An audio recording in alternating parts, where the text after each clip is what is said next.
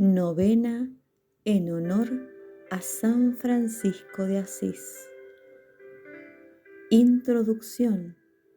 Segunda y última parte.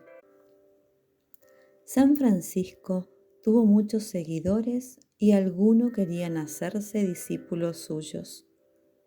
Cuando ya eran 12 sus discípulos, San Francisco redactó una regla, breve e informal, que eran principalmente consejos evangélicos para alcanzar la perfección.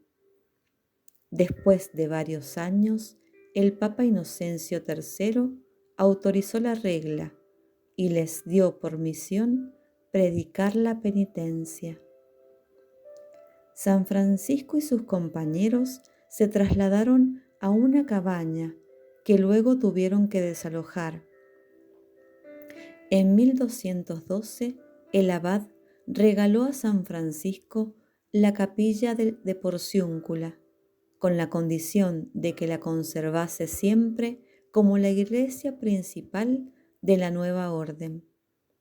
Él la aceptó, pero solo prestada, sabiendo que pertenecía a los benedictinos. Alrededor de la Porciúncula construyeron cabañas muy sencillas. La pobreza era el fundamento de su orden. San Francisco solo llegó a recibir el diaconado porque se consideraba indigno del sacerdocio. Los primeros años de la orden fueron un periodo de entrenamiento en la pobreza y en la caridad fraterna. Los frailes trabajaban en sus oficios y en los campos vecinos para ganarse el pan de cada día. Cuando no había trabajo suficiente, solían pedir limosna de puerta en puerta. El fundador les había prohibido aceptar dinero. Se distinguían por su gran capacidad de servicio a los demás, especialmente a los leprosos, a quienes llamaban hermanos cristianos. Debían siempre obedecer al obispo del lugar donde se encontraran. El número de compañeros del santo iba en aumento. Santa Clara oyó predicar a San Francisco y decidió seguirlo en 1212. San Francisco consiguió que Santa Clara y sus compañeras se establecieran en San Damián. La oración de éstas hacía fecundo el trabajo de los franciscanos. San Francisco dio a su orden el nombre de frailes menores, ya que quería que fueran humildes. La orden creció tanto que necesitaba de una organización sistemática y de disciplina común. La dividió en provincias y al frente de cada uno se puso un ministro encargado del bien espiritual de los hermanos. La orden de frailes creció más allá de los Alpes y tenían misiones en España, Hungría y Alemania. En la orden había quienes querían hacer unas reformas a las reglas, pero su fundador no estuvo de acuerdo con estas. Surgieron algunos problemas por esto, porque algunos frailes decían que no era posible el no poseer ningún bien. San Francisco decía que este era precisamente el espíritu y modo de vida de su orden. En 1216, Francisco solicitó al Papa Honorio III la indulgencia de la Porciúncula o perdón de Asís, que en la actualidad aún se celebra cada 2 de agosto en el aniversario de la consagración de la iglesia de Nuestra Señora de los Ángeles. Cualquier persona que visite devotamente cualquier iglesia franciscana o parroquia obtendrá indulgencia plenaria con las siguientes condiciones: que se haya arrepentido sinceramente de sus pecados, que participe en la misa y reciba la Santa Comunión, que confiese sus pecados a un sacerdote y reciba la absolución en los días previos o siguientes al día de la conmemoración, que recite el credo y rece por la intención del Papa. Hoy en día, la indulgencia plenaria puede obtenerse a diario en la Basílica de Nuestra Señora de los Ángeles en Asís, pero solo el 2 de agosto en todas las iglesias franciscanas, oratorios e iglesias parroquiales del mundo.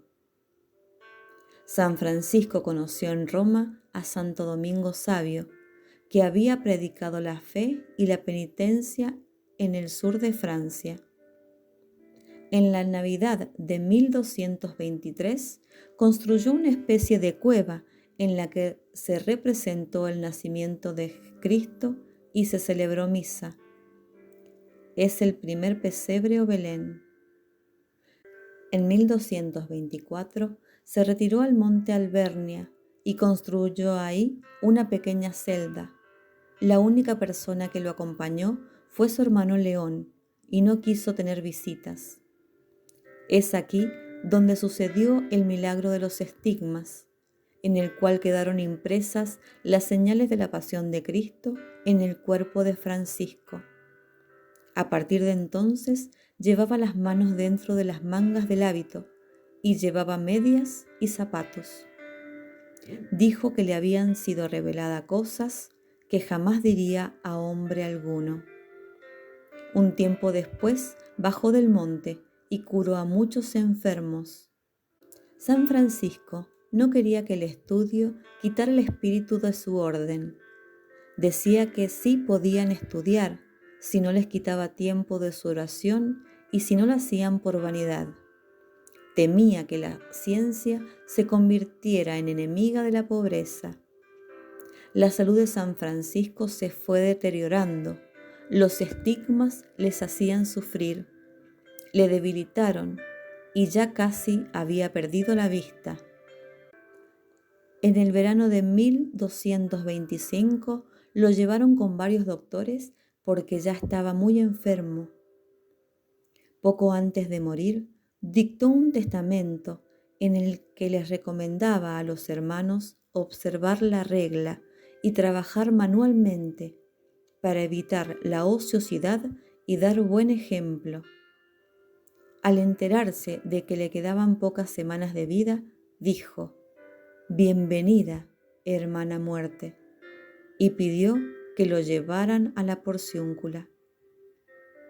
Murió el 3 de octubre de 1226, después de escuchar la pasión de Cristo según San Juan. Tenía 44 años de edad. Lo sepultaron en la iglesia de San Jorge en Asís. Son famosas las anécdotas de los pajarillos que venían a escucharle cuando cantaba las grandezas del Señor, del conejillo que no quería separarse de él y del lobo amansado por el santo. Algunas dicen que estas son leyendas, otros no. San Francisco contribuyó mucho a la renovación de la iglesia de la decadencia y el desorden en el que había caído durante la Edad Media. Él ayudó a la iglesia que vivía momentos difíciles. Su vida y obra son ejemplo de santidad fecunda y plena. Sus abundantes y maravillosos frutos subsisten hasta el día de hoy y seguramente hasta la eternidad. Apóstoles de su amor.